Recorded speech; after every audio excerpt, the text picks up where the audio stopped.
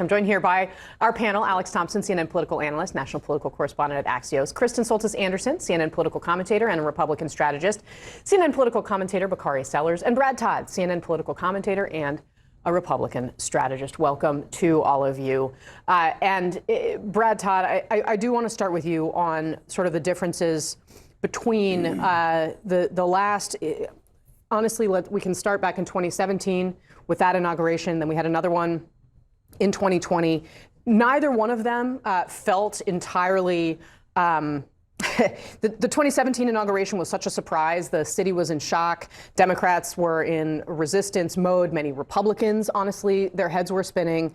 Obviously, in 2021, we were just coming off of January 6th. Donald Trump broke all of the precedents there. He left town without attending Joe Biden's inauguration. This, although it's going to take place inside, is supposed to be a return to relative normalcy. Republicans are jubilant. Can Donald Trump deliver on what he's promised? Well, I think that's a challenge for him, and I even look beyond the city. I mean, the city was clogged 8 years ago with hundreds of thousands of protesters who were ready to see Donald Trump fail on the first day, and they were working hard to make it true. I think beyond this city, though, there were a lot of Americans who were divided 8 years ago and 4 years ago. And I think the big question is, can regular Americans who were strongly on one side or the other of this election come together and root for this president to succeed? And I hope they can. Bakari? No, I mean, I think everybody prays for this president to succeed. I think that a lot of people think that that is probably, particularly if he does everything he wants to do, that's probably something that won't happen. But when you look at this day compared to, I actually go back to 2008 when we actually had a inauguration outside of historic proportions that was colder than it is outside today. That was something that kind of mesmerized and took the country by storm. 2016, of course, we had the resistance mixed with this inauguration. Today, I think that there's a complete 180, that most Americans are just disconnected from the process. Most Americans are extremely tired of this process. Donald Trump won this election fair and square, but I think the result of that is today, this is probably the third most important thing on people's calendars. I mean, you have Ohio State and Notre Dame probably being number one, and then it's King Day, and people are celebrating that around the country. And so you'll have people, particularly Republicans, basking in their victory, and I hope they do. I mean, they had a resounding victory. They won fair and square. But let's not act as if the country's on its hands and knees waiting to hear what Donald Trump's going to say today. Well, while I do take your point about, I was watching the football last night, and I'm thinking to myself, man, we're not even gonna do the highlights from the NFL playoffs tomorrow. We're only gonna do this. Can we talk to a producer about that? I almost did, but you know what? But here we are. But I will say, this did come up on Saturday Night Live over the weekend in a kind of surprising moment from a surprising figure. This was Dave Chappelle and what he had to say. His wishes for the incoming administration. Let's watch. Pretty remarkable.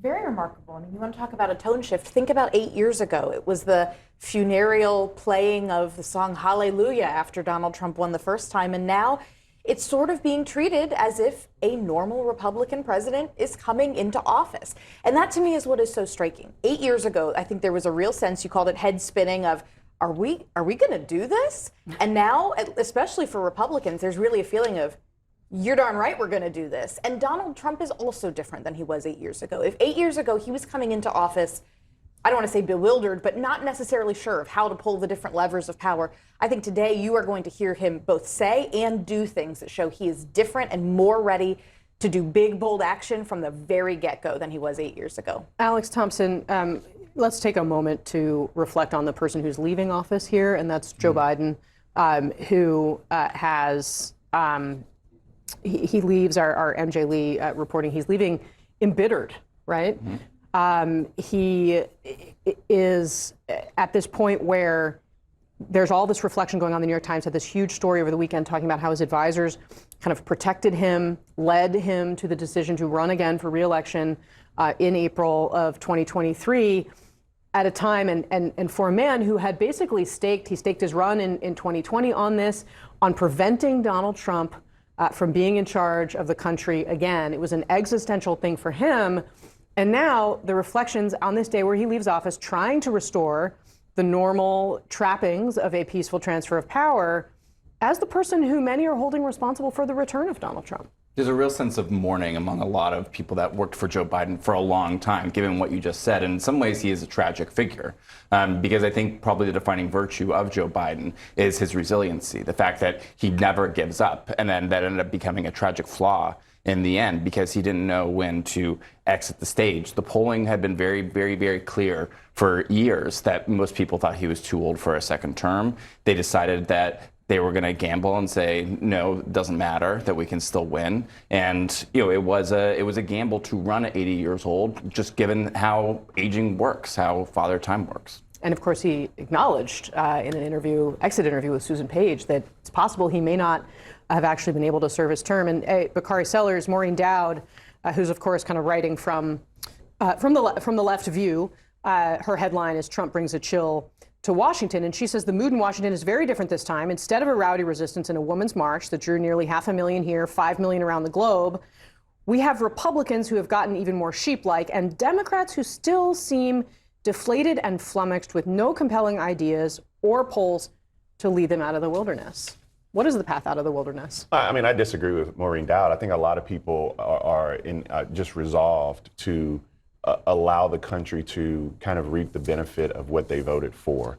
And I think you're going to see Democrats focus on two things, which aren't sexy at all, which are the states of Virginia and New Jersey, right? We have elections to win this year. If Donald Trump does everything he wants to do, fire all of these civil servants, fire all these bureaucrats, you know where they live? In Virginia, right? Those are going to have practical political consequences. And so, yeah, we actually have a leader. His name is Hakeem Jeffries. We're not in the wilderness, just kind of wandering around flummoxed. But a lot of people are tired. I mean, the base of the party is extremely tired. And, when you go to the polls and you continue to be the kind of the base of this party and others don't necessarily come along with you and you see how they voted, then so be it. Today, the irony is that today is Martin Luther King Day, and you have a man who rose to some level of success, judged not by the content of his character. And so I think that there is a great deal of irony in that. And so for me, I'm going to sit back, in the first 100 days are probably going to be decently glorious for my good friend over here and many others. But after that, they have to govern. And Republicans have never shown. One thing Republicans have not done since I've been alive is been able to govern. And so I don't expect that to change. Brad, big picture, how does Donald Trump do what Dave Chappelle urged him to do That's a good question. there? How does he strike a balance to govern as a president for all Americans? Well, one of Donald Trump's skills is that he has a pretty keen tuning fork on how to become popular. It's what made him a good TV programmer before. It's what made him a good brander. And if Donald Trump focuses, the notification on TikTok right now says Donald Trump brought this app back for you? Is that why? I'm sorry, I didn't interrupt you. That would Continue. fit in. Yeah, but if he will focus on the things that broadens his coalition, not the things that narrows his coalition, it will work for him.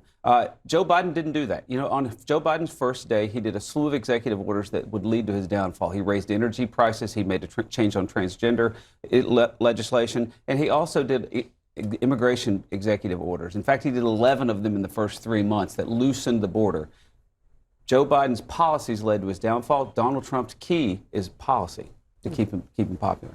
Well, I was just going to say, there is a little bit of an inherent tension between what Trump's messaging is today, which they've said is going to be a unifying message. But a lot of these executive orders that Trump is going to do today are not exactly like the unifying message. I don't know if people were really looking forward to January 6th pardons, or the fact that they were going to strip security clearances away, or have diplomats resign, which is a lot of the other things they're going to do today. So there's a little bit of there's a tension between some of the divisive policies potentially. And also, let's be honest. I mean, I don't know about later today or tomorrow, but I know that Republicans now, contrary to how they would argue the last 4 years, kind of have their finger on the pulse of the media, or kind of thumb on what the media will do, controlling many of the sources of information on social media, the Washington Post, LA Times, and Fox News, et cetera. But you're going to have this imagery, if the media covers it appropriately, of individuals being ripped away from their families. I mean, Tom Homan has already said that the way that you don't separate families is you ship them all back together. I mean, that's going to start tomorrow, and you're going to go in, and yes, everybody agrees, particularly around this table, that everyone who's committed a crime needs to go, right?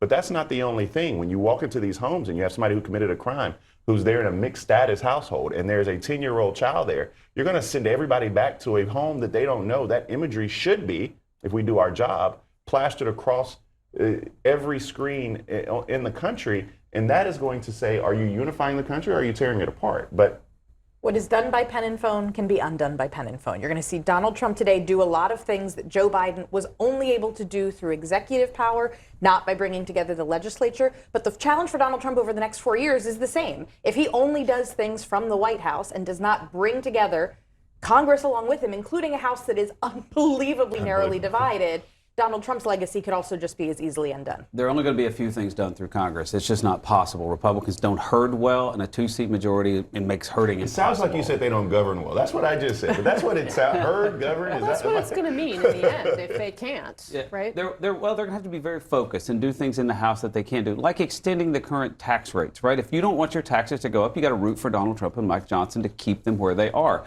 I think that's going to be the big focus of Congress starting out. And I think for Donald Trump in the White House, there's a lot of low-hanging fruit with the pen and phone. Joe Biden did 11 executive orders in the first 3 months to loosen the border. Donald Trump can fix that, and he's going to have a lot of public support to do it. The first real litmus test for Donald Trump and this Congress and whether or not they lead him astray following Dave Chappelle's advice, which is a weird segue here this morning, is whether or not they attempt, and I'm gonna watch every single Republican that votes this way, but if they attempt to condition aid for the state of California.